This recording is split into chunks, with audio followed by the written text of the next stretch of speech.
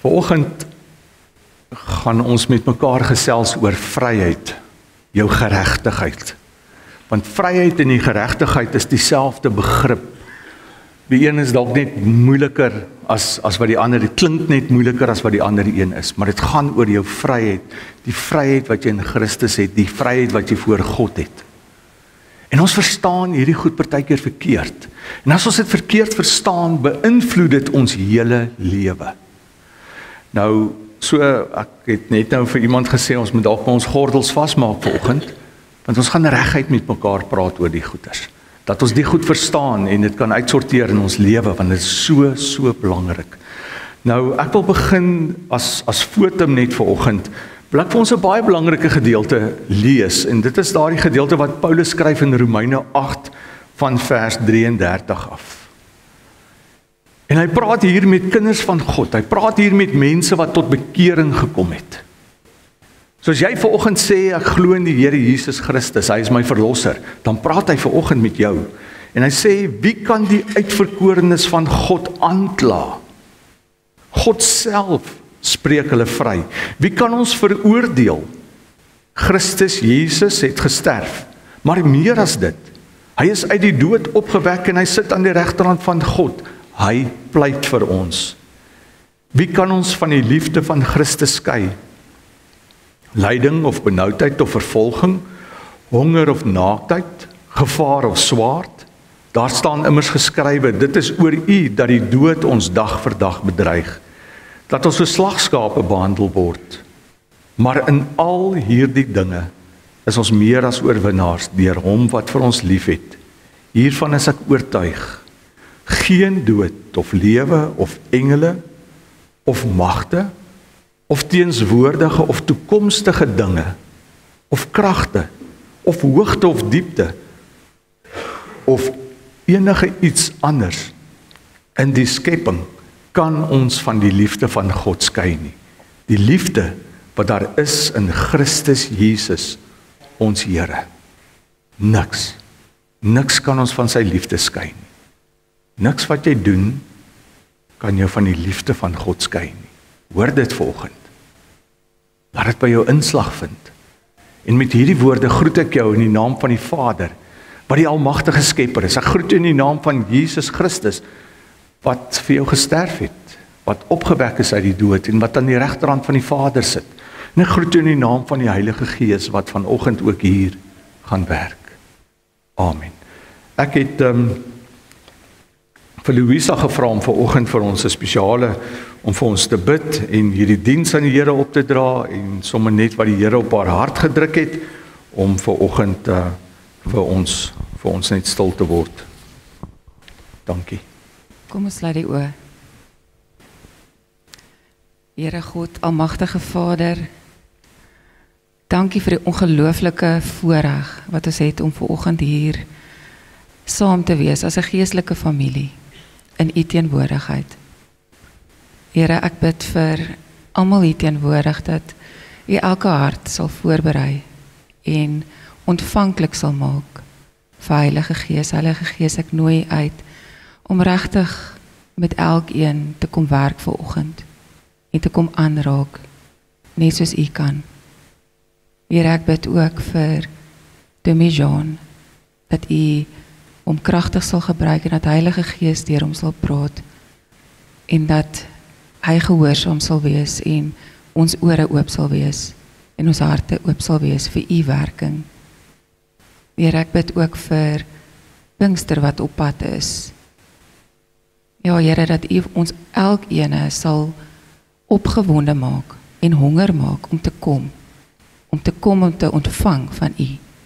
Kom berei ons harte voor daarvoor, Here. En bo alles wil ons vir u dankie sê dat ons u naam kan grootmaak vanoggend, kan loof en prys en net kan weet dat daar geen einde aan u liefde vir ons is nie. Ons loof en ons prys u daarvoor, in Jesus se naam bid ons dit. Amen. Ek wil vanoggend begin met 'n vraag. Hoe dink jy oor jouself? Hoe dink jy oor jouself? Wie is jy? Waarom is jy soos wat jy is? Want jy sien, hoe jy oor jouself dink, gaan jou optrede bepaal. Dit is so. As ek 'n klomp negatiewe denke dink, 'n klomp negatiewe goed dink, dan gaan dit reflekteer in my lewe. As ek dink ek is nie goed genoeg nie, dan gaan ek leef éventueel soos iemand wat nie goed genoeg is nie. En weet jy wat is die groot, soos die Engelsman sê, die groot culprit in ons lewe, is dat ons baie keer kyk na ons gedrag en na ons dade, en dan laat ons toe, dat ons dade ons definieer van wie en wat jy is, en dit is die probleem. Jou dade kan nie regtig jou definieer van wie en wat jy is nie. Dit vertel vir my iets van jou lewe, maar dit definieer nie wie jy is nie. So ons moet baie versigtig wees hoe ons oor onsself dink, want dit gaan ons optrede bepaal. En dis die probleem met baie gelowiges. Ons tree nie op wie en wat ons werklik is nie.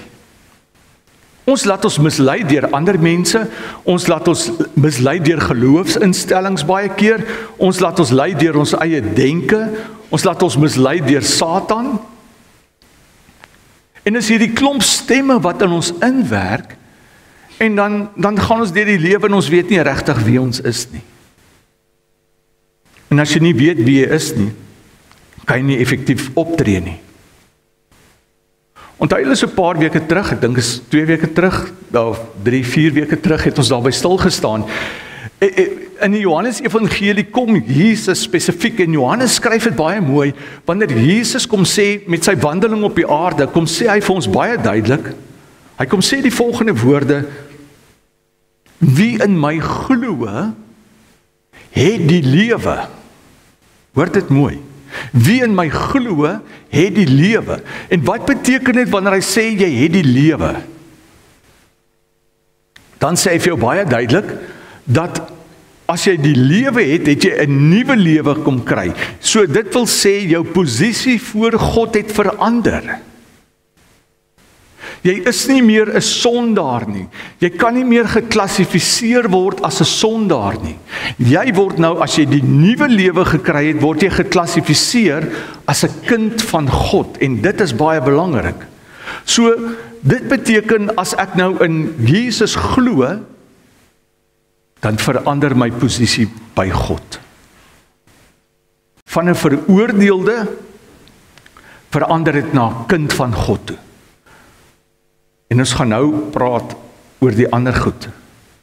En jy sien, in Jesus se tyd was daar mense wat gesê het, veral die fariseërs, skrifgeleerdes, baie van die Jode, wat maar net eintlik gesê het, hoe kan ek dit regkry om my posisie voor God te verander?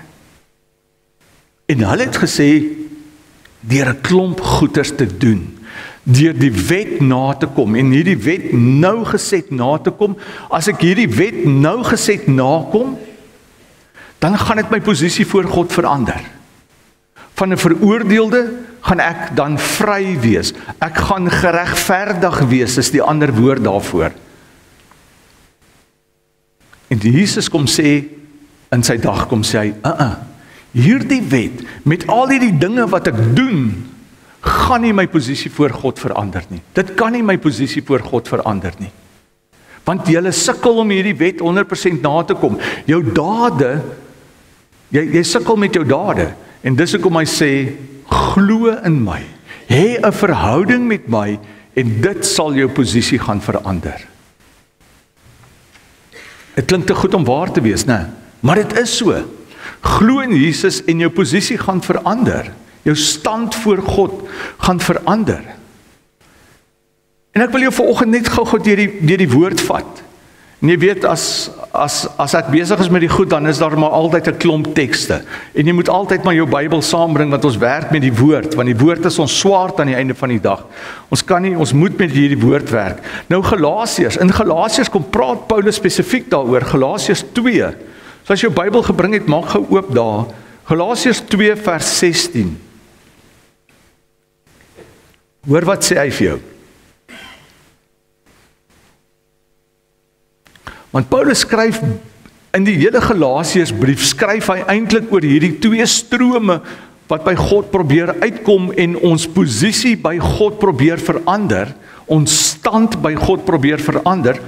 Dis naamlik die wetlike been en dan om te glo in Jesus. En dan sê hy net die volgende in Galasiërs 2 vers 16. En tog weet ons dat 'n mens nie van sonde vrygespreek word. In die 2020 vertaling, in die ou vertaling, die 53:33, in die oorspronklike teks sê hy vir ons geregverdig verklaar word, né? So en tog weet ons dat 'n mens nie van sonde vrygespreek word, geregverdig verklaar word deur die wet van Moses te onderhou nie. Daar sê hy dit baie duidelik. Jou dade bring nie jou stand voor God, verander dit nie. Maar alleen deur in Jesus Christus te glo. Dit verander jou posisie by God. Ook ons het tot die geloof in Christus Jesus gekom, en dit is hoe ons vrygespreek is, deur in Christus te glo, en nie deur die wet te onderhou nie. Want geen mens word vrygespreek op grond daarvan dat hy die wet onderhou nie. So hy sê hier, geen mens kan dit regkry eventueel, om as ek hierdie wet 100% nakom, om my posisie voor God te verander nie.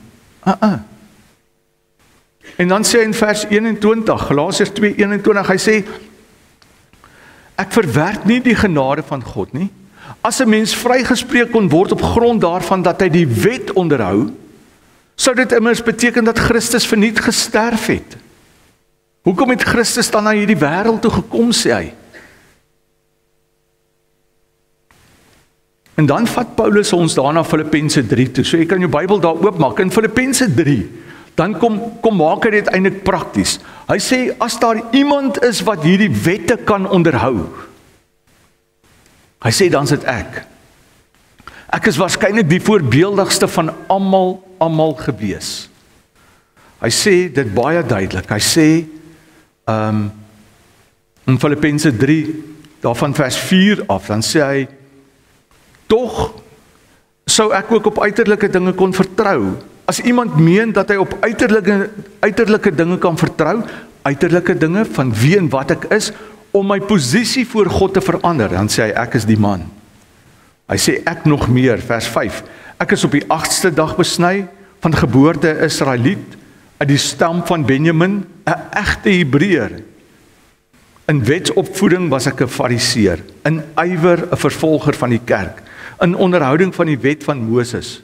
Kyk wat sê hy, dis wie ek was, in onderhouding van die wet van Moses, om vryspraak, om geregtigheid, om my posisie voor God te verander, was ek ywerig in hierdie proses gewees.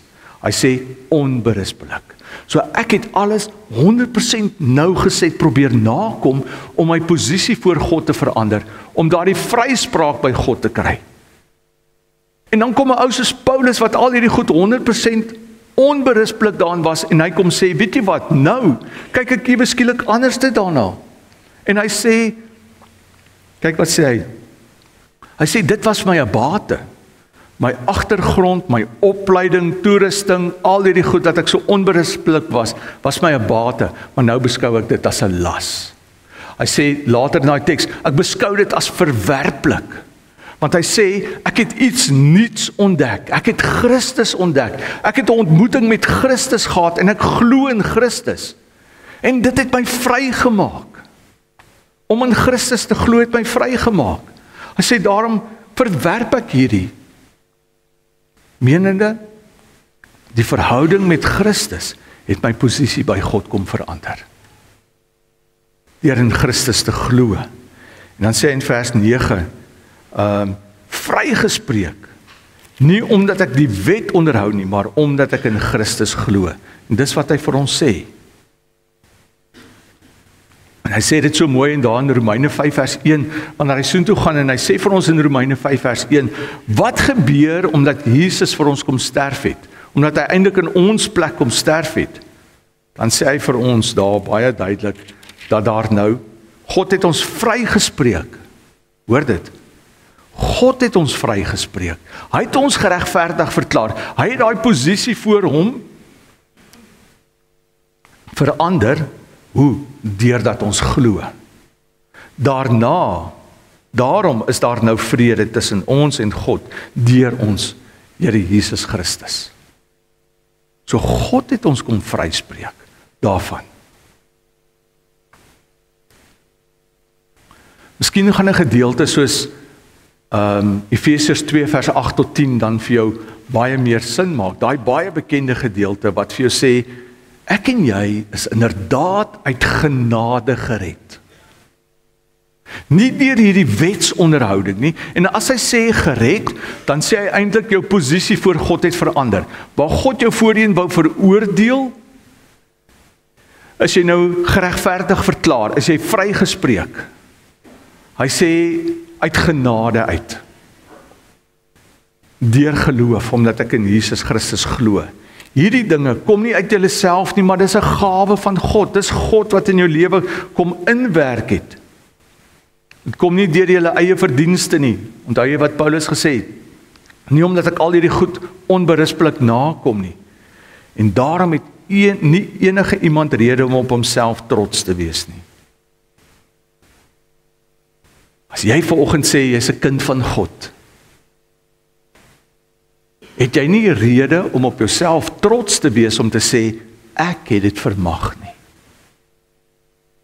As jy vanoggend sê ek is 'n vrygespreekte kind van God, dit is my status by God, ek is geregverdig, het jy nie rede om op jouself te roem nie. Jy het dit nie self reg gekry nie. Dis geloof in Christus.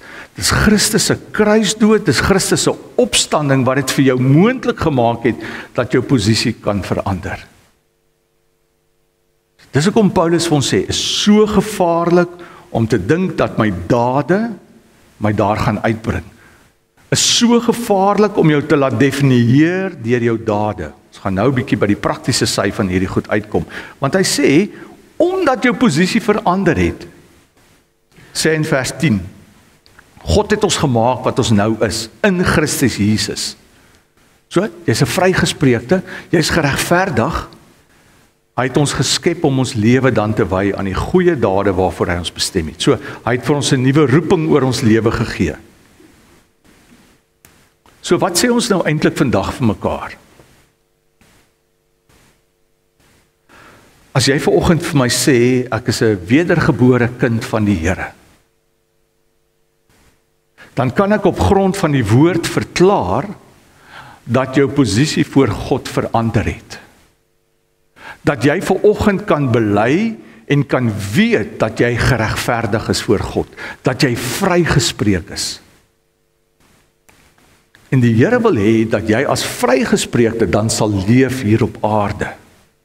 Dat jy met die mentaliteit van iemand wat geregverdig verklaar is sal leef. Dat jy anders te moet begin dink. Want Paulus het nogal gesukkel met die gemeente in Galasiërs. Want hy sê vir hulle, hoor wat sê hy vir hulle in Galasiërs 3, of van vers 2 af. Want onthou, omdat jy vrygespreek is, omdat jy geregverdig is, omdat jy in Christus glo, het hy mos nou 'n roeping vir jou lewe. Maar hy weet, jy kan dit nie uit jou eie uit regkry nie. Dis hoekom hy vir jou die Heilige Gees gestuur het. Johannes 14, Johannes 16. Maar nou kom sê hy vir jou, jy moet met die Gees leef, jy moet Gees vervuld en Gees beheerst leef. Maar kyk wat doen hierdie ouens in Galasiërs 2:3, vers 2. Dan praat Paulus met hulle, hy raas eintlik so 'n bietjie met hulle. Hy sê, het julle die Heilige Gees ontvang deur die wet van Moses te onderhou, of deur in die evangelie te glo, deur in Jesus te glo? Op watter wyse het jy die Heilige Gees ontvang? Duidelik mos nou deur in Jesus te glo, nie deur die wet, die pad van die wet te volg nie. En dan sê hy vir hulle, is julle dan so sonder begrip? Verstaan julle nie? Julle het met die Gees begin, toe jy tot geloof gekom het, en jou lewe verander het. Wil julle dan nou in eie krag eindig? Vers 5, hy wat julle met die Heilige Gees toerus en kragtig onder julle werk. Doen hy dit omdat jy die wet onderhou of omdat jy in die evangelie glo? So hy sê vir jou baie duidelik, as jy tot geloof gekom het in Jesus Christus, jou posisie het verander, moet asseblief om hemels naam nie uit eie krag uit nou probeer leef nie. Hy sê jy moet die Heilige Gees gebruik. Dit is hoekom hy gestuur is. Onthou, jou stand voor God het verander. Van 'n veroordeelde na regverdigde, na vrygespreekte. En wat beteken dit in eenvoudige taal? Dis asof ek voor God staan, in die teenwoordigheid van God, in die teenwoordigheid van die Vader, en asof sonde net nooit bestaan het nie. Asof ek nooit iets te doen gehad het met sonde nie. Want onthou, God kyk dan na jou deur die kruisdood van alles wat jy gedoen het, verkeerd gedoen het, is reeds betaal. Dis hoe God na ons kyk. So jy kan daar voor God staan, hoor my mooi vanoggend. Jy kan voor God staan dan sonder skuldgevoel, sonder skuld en skande. Hoe? Want Jesus het vir my gesterf. En op grond van sy kruisdood en opstanding is ek vrygespreek. Dis jou status, dis jou nuwe identiteit, dis jou posisie voor God. En ek wil hê dat jy as gelowige jouself gereeld daaraan moet herinner, aan wie en wat jy is. 'n Vrygespreekte, 'n geregverdigde, verklaarde persoon. Hoekom? Hoekom moet jy jou gereeld daaraan herinner? Weet jy wat doen die duiwel? Want ek en jy leef, né? Weet jy wat kom doen die duiwel? Hy kom val daardie identiteit van jou aan. Dis wat hy doen. Hy probeer dat daardie fondasie waarop ek en jy leef, probeer hy aanval. Hy probeer vir jou sê, man, jy is nie regtig vrygespreek nie. God hou nie regtig van jou nie. Kyk hoe leef jy. Jy moet nou nie doekies omdraai nie. Dis wat hy vir jou probeer sê. En ek dink dit is wanneer ons dan vir hom moet sê, herinner hom aan wat jou identiteit regtig is. Herinner hom aan wie en wat jy is, hoe jy voor God is, hoe God na jou kyk. Jy moet hom daaraan herinner. En ek dink die dag as ons vir 'n slag net stil staan as gelowiges by ons daardie identiteit. Want ek is geregverdig, ek is regtig vrygespreek voor God. Dan gaan ons anders te begin leef. Dan gaan ons begin leef soos vrygespreekte mense. Jou geregtigheid is wie jy is.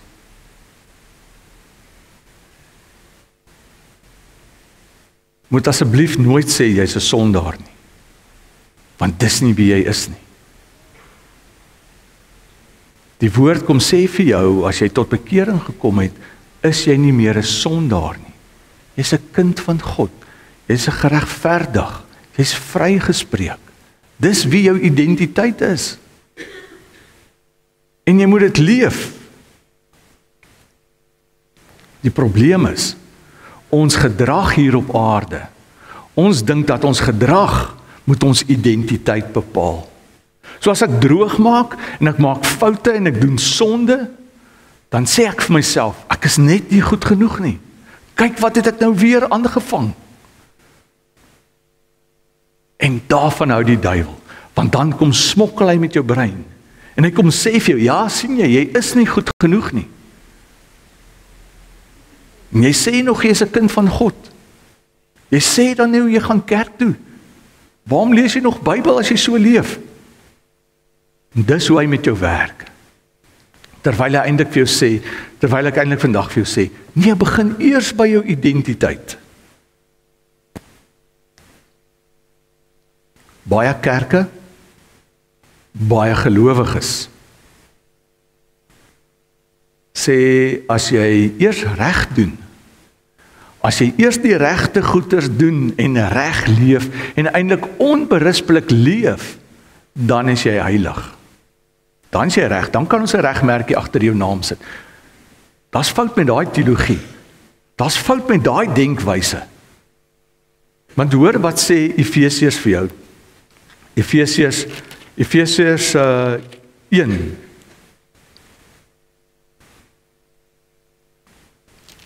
Efesiërs 1 vers 4. So het hy nog voordat die wêreld geskep is, van die begin af, né? Voordat die wêreld geskep is,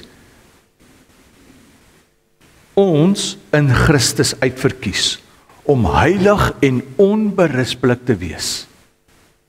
Voordat die wêreld gekies is. Hoe moet jy wees? Hy het jou reeds gekies om heilig en onberispelik te wees. So hy sê, wanneer ek in God glo, sê hy, dan my posisie voor hom is dat ek heilig is. Dat ek onberispelik voor God is. Dis hoe hy na my kyk. En nou sê hy, maar my kind, ek wil hê jy moet daai heiligheid, jy moet daai identiteit, soos wat ek jou sien, wil ek hê, jy moet dit uitleef. En dis hoekom ek jou die Heilige Gees stuur. So jy is reeds heilig. Jy word nie heilig nie. Ja, ons praat van 'n proses van heiligmaking om al hoe meer te leef, maar jou status is dat jy alreeds geheilig is voor Christus. Dis jou identiteit en jy moet daarin groei. Jy sien, elke keer wanneer ons leef en ons doen iets verkeerd, as ek goed verkeerd doen, dan dink ek is net eenvoudig nie goed genoeg nie. En dan dink ek, jy weet, nou gaan God my eintlik een kant toe stoot. En die duiwel kom sê die goed vir jou, en hy kom fluister in jou oor daaroor. Maar al doen jy goed verkeerd, wil ek vandag vir jou sê, dit verander nie jou posisie voor God nie. Jy bly steeds geregverdig voor God, want jy glo in Christus. Jou gedrag, hoor hierdie mooi, jou gedrag vat nie jou identiteit weg nie. Jou gedrag vat nie jou identiteit weg nie. Hoe so? Hoe kan ek dit sê? My vraag is, het jou gedrag jou identiteit bepaal? Nee, jou geloof het jou identiteit bepaal. So, raak ek ontslaaf van my geloof, dan gaan dit my identiteit beïnvloed. My gedrag het nie my identiteit bepaal nie. Maar nou laat ons toe, ons gebruik gedrag en gee daaraan aan gedrag 'n bepaalde autoriteit. Wat sê, as jy dan nou so leef, dan dink ek nie jy's 'n kind van God nie. Terwyl ons eintlik almal maar groei in die geloof. En baie keer laat mense en kerke ons voel, ons onnodig skuldig voel in hierdie proses, en dis 'n probleem. Weet jy wat het die duiwel gedoen? Ek weet nie of jy dit al raak gelees het nie. In Matteus 4, toe Jesus versoek is, daar in die woestyn, vers 3, hoor wat sê die duiwel vir hom. Die versoeker, die duiwel, het toe gekom en vir Jesus gesê, vir hom gesê, as u die seun van God is, as u die seun van God is, sê vir hierdie klippe, hulle moet brood word. Wat doen hy? Hy val die identiteit van Jesus aan. As u die seun, natuurlik weet hy Jesus is die seun van God, want hy was saam met hom in die hemel gewees. Maar nou toe Jesus hier op aarde is, toe sê hy, as u die seun van God is, dan doen dit en dit. Natuurlik kan Jesus daai goeders doen, maar hy hoef dit nie te doen om sy identiteit te bepaal nie. So die duiwel wil sy identiteit aanval, sodat dit sy gedrag beïnvloed. En dis presies wat die duiwel met my en jou doen. Hy val ons identiteit aan. Hy laat jou twyfel in jou kindskap. Deur die wyse waarop jy optree, laat hy jou twyfel in jou kindskap. So daarvoor moet ons baie versigtig wees. Wat wil God eintlik hê? Hy wil hê, herinner jouself heeltyd wie jy is. Ek's 'n vrygespreekte, geregverdigde, verklaarde kind van God. En laat jou identiteit jou gedrag bepaal. Laat hierdie gedrag hier op aarde, laat hierdie soos 'n magneet wees om jou gedrag al hoe nader te trek na jou identiteit toe. En wie gaan jou help in hierdie proses? Die Heilige Gees. Dis hoekom ons die Gees van God het. Dis hoekom die Heilige Gees ons helper is. Dis hoekom Jesus ook sê, maar die Heilige Gees bring lewe in jou.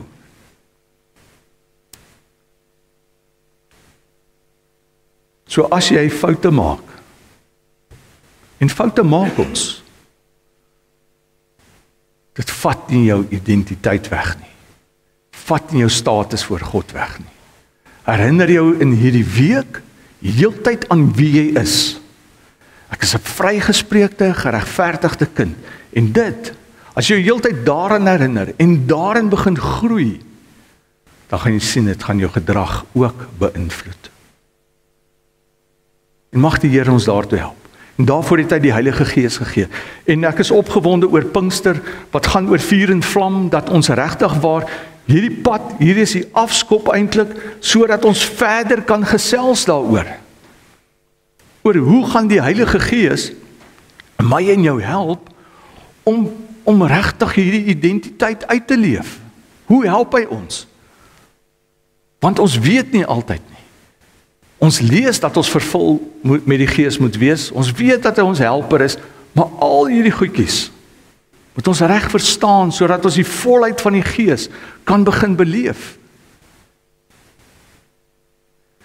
En daarom bid ek regtig vir jou, dat die Here deur jou gaan begin werk, dat hy jou sal herinner aan wie jy is, en dat jy vanuit jou identiteit begin leef, dat dit jou gedrag bepaal, dat jou gedrag nie jou identiteit bepaal nie. So gaan dink na oor wie jy werklik is. Jy is 'n vrygespreekte kind van God, jy is geregverdig, begin dit net leef, onder leiding van die Gees. Sondag sal ons verder gaan. Kom ons sit so, en dan bid ek, dan vra ek eers dat jy self met die Here sal praat, oor dit wat op jou hart is.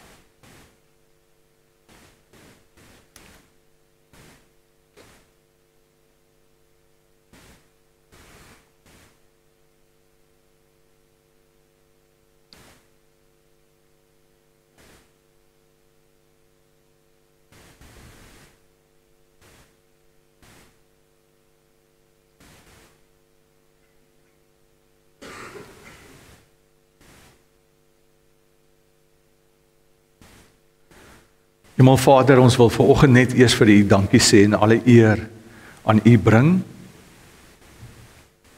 dat U ons in Christus Jesus alreeds uitverkies het voor die skepping van die wêreld. Dat U geloof as gawe vir ons gegee het en dat ons deur ons geloof in Christus vrygespreek kan wees, geregverdig verklaar kan wees. Dankie dat ons voor U kan kom, Here. Dat ons vanoggend voor U kan staan as vrygespreektes. Help ons om in hierdie week te leef as vrygespreekte kinders. Dat ons nie sal toelaat dat die duiwel ons kom aanval en ons sal laat sleg voel oor onsself nie. Here, dat beskerm ons teen ons eie denke. U ken ons, U weet waar ons op ons pad met U en U vormingsproses in ons lewe. Daarom kom bid ek, Heilige Gees, dat U saam met elkeen sal wees.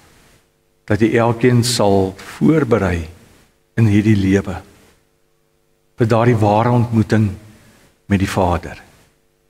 Want dan is die Vader die dag van aangesig tot aangesig sal sien.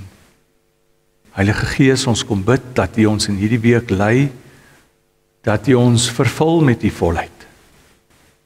Dat ons vanuit U krag sal funksioneer en sal leef.